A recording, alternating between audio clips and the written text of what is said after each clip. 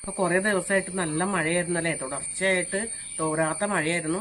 അപ്പൊ മഴയൊക്കെ ഒന്ന് കുറഞ്ഞു തോന്നണേ. ഇന്നിപ്പോ വെയിൽ കാണാൻ കിട്ടാ, നല്ല ദിവസമാണെന്ന് തോന്നുന്നു. എത്ര നേരം ഉണ്ടാവും നമുക്ക് അറിയില്ല.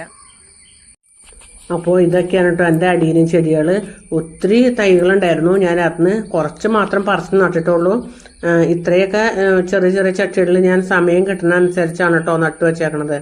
അപ്പോൾ ഇനിയും നടാൻ ഉണ്ട് നമുക്ക്. അപ്പം അത് സമയം കിട്ടുന്ന അനുസരിച്ച് കുറച്ച് നട്ടു വെക്കാനാണ് പ്ലാൻ ചെയ്തുകൊണ്ടിരിക്കുന്നത്. അപ്പോൾ ഇത് തന്നെ ഇപ്പോൾ ഞാനിപ്പോൾ വിചാരിച്ചുകൊണ്ടിരിക്കുന്നത് അടീനിയം തന്നെ കൂടുതൽ വളർത്താനായിട്ട് എൻ്റെ ഉദ്ദേശം. അപ്പോൾ ഒത്തിരി സൈസ് ചെടികൾ നടന്നേക്കാളും നല്ലത് ഒരേ സൈസ് തന്നെ നടാണെങ്കിൽ നമുക്ക് അത്രയും എളുപ്പമായിരിക്കും. ഇപ്പോൾ പൂക്കൾ നമുക്ക് കാണാനും പറ്റുമല്ലോ. അങ്ങനെയാണ് ഞാൻ വിചാരിച്ചുകൊണ്ടിരിക്കുന്നത് കേട്ടോ. അപ്പോൾ നമുക്ക് ബാക്കിയിട്ട് നമുക്ക് ഇനി സമയം കിട്ടുന്ന അനുസരിച്ച് നടണം.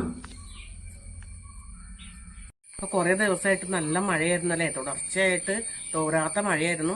അപ്പം മഴയൊക്കെ ഒന്ന് കുറഞ്ഞു തോന്നണേ. ഇന്നിപ്പോൾ വെയിൽ കാണാൻ കിട്ടാ, നല്ല ദിവസമാണെന്ന് തോന്നുന്നു. എത്ര നേരം ഉണ്ടാവും നമുക്ക് അറിയില്ല. അപ്പോൾ ഇതൊക്കെയാണ് കേട്ടോ എൻ്റെ അടിയിലും ചെടികൾ. ഒത്തിരി തൈകളുണ്ടായിരുന്നു, ഞാൻ അതിന് കുറച്ച് മാത്രം പറിച്ച് നട്ടിട്ടുള്ളൂ. ഇത്രയൊക്കെ ചെറിയ ചെറിയ ചട്ടികളിൽ ഞാൻ സമയം കിട്ടുന്ന അനുസരിച്ചാണ് കേട്ടോ നട്ടു വെച്ചേക്കണത്. അപ്പോൾ ഇനിയും നടാൻ ഉണ്ട് നമുക്ക്. അപ്പം അത് സമയം കിട്ടുന്ന അനുസരിച്ച് കുറച്ച് നട്ടു വെക്കാനാണ് പ്ലാൻ ചെയ്തുകൊണ്ടിരിക്കുന്നത്. അപ്പോൾ ഇത് തന്നെ ഇപ്പോൾ ഞാനിപ്പോൾ വിചാരിച്ചുകൊണ്ടിരിക്കുന്നത് അടീനിയം തന്നെ കൂടുതൽ വളർത്താനായിട്ട് എൻ്റെ ഉദ്ദേശം. അപ്പോൾ ഒത്തിരി സൈസ് ചെടികൾ നടന്നേക്കാളും നല്ലത് ഒരേ സൈസ് തന്നെ നടാണെങ്കിൽ നമുക്ക് അത്രയും എളുപ്പമായിരിക്കും. അപ്പോൾ പൂക്കൾ നമുക്ക് കാണാനും പറ്റുമല്ലോ.